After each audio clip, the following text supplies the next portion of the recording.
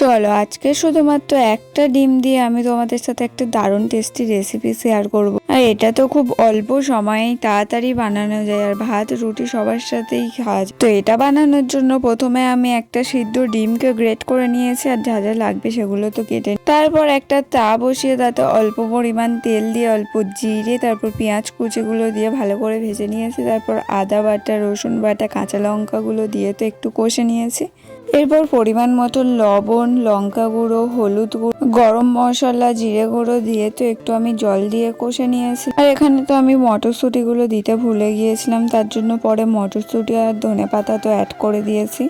আচ্ছা, আমরা গরম মশলাকে কেন গরম মশলা বলি? এটা তো একদমই গরম নয়, তাহলে কেন বলা হয়? তোমরা জেনে থাকলে অবশ্যই কিন্তু জানিও।